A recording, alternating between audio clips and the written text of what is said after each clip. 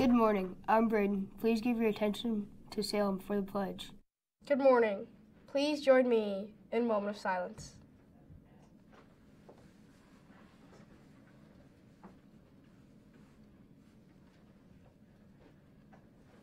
Please stand and face the flag for the Pledge of Allegiance. I pledge allegiance to the flag of the United States of America and to the republic for which it stands, one nation, under God, indivisible, with liberty and justice for all. Remember to show respect, make a difference, and set the bar high. Have a great day. Now back to the announcer. This week, your teachers will be reviewing e-learning expectations and procedures with you. They will let you know where assignments will be posted, how you can communicate with them, and how to submit assignments if we do miss school due to the weather. They will also make sure you know how to access Google Drive offline. Please be sure you are prepared and understand the e-learning process. Attention Social Study Academic Super Bowl team. The next meeting will be held next Tuesday, January 16th, after school in Ms. Scarbeck's room. Please bring your Chromebooks and be ready to start working. Email Ms. Marazzi with any questions. Are you interested in being a part of the 2018 Science Academic Super Bowl team? If so, please see Mrs. Wagner in room 201 to sign up, and please plan to attend our first meeting on Tuesday, January 16th at 8:15. This opportunity is open to students at all grade levels. Any 6th through 8th grader who would like to attend group volleyball lesson on Friday mornings, please see Mrs. Huff for more information. Now for today's joke. Where do fish store their money? I don't know where. The riverbank. Thanks for joining us. Stay tuned for the 5-star video. Have a great day and we'll see you tomorrow.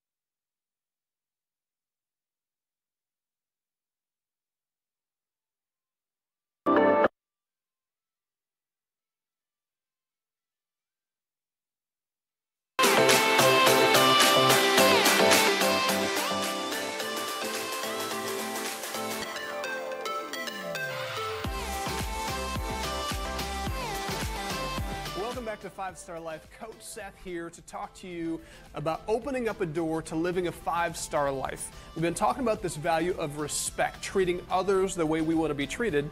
And, I've been telling you that we only respect what we believe in. And today, I want to challenge you to value and believe in and show respect to the police. Now, sadly, it's almost controversial to say that. Some of you have, family members who are in the police, and you have a huge value and a huge respect for them. Others, maybe you've had a bad experience, or maybe you've heard a bad report, or maybe other people have talked negatively about the police, and so you don't value the police. So today I've invited an Indiana law enforcement officer, Adrian O'Reilly, to join us to help us think this through. Adrian. Hey, how you doing? Thank you for joining us. Oh, my pleasure. All right. So, Adrian, in the news, I hear reports that suggest black kids are unfairly profiled because of their color of their skin by police. Is this true? I wouldn't say unfair, but I would say they are being profiled because everyone is being profiled by law enforcement. It's part of tactics. So everyone have a method of operation. So that's what's being profiled. You're looking at the way a person dressed, the way they carry themselves, the area where you're at. So yes, everyone is being profiled in that sense. So one of the things that's interesting about the black community is just, again, how people are perceived or how black people are perceived at times. So, and again, in a poor neighborhood, a lot of crime. You look at TV sometime, we are projected in a negative light, and there's a certain dress that comes with that, so to speak.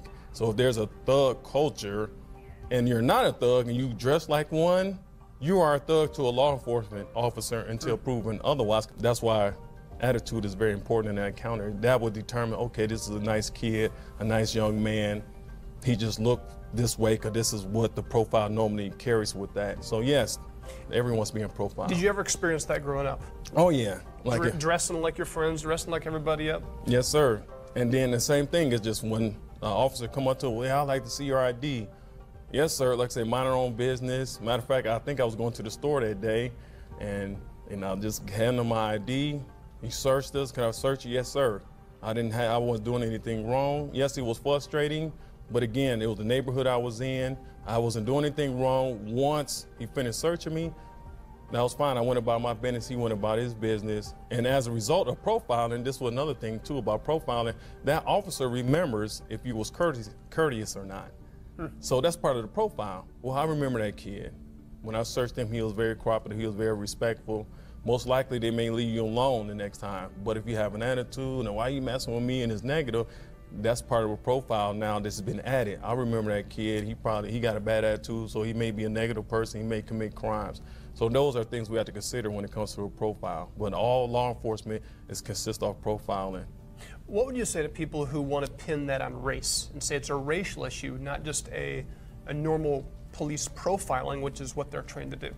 Yeah, well, that one it's very hard to prove that, so to speak. And it's like I was saying before, we don't see things how they are. Sometimes we see things how we are. So we see racism in everything.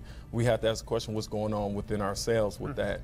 Because being in law enforcement, again, I've been actually all over the country, and I experienced law enforcement in different ways across the country against social lines. And I went to Tampa. There on one side of town, it's fine. You really ran into law enforcement.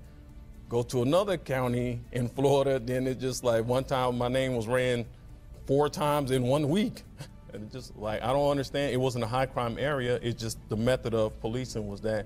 So I can say that's racial, or I can say that's their style of policing, or I'm not sure, but it all depends on the culture.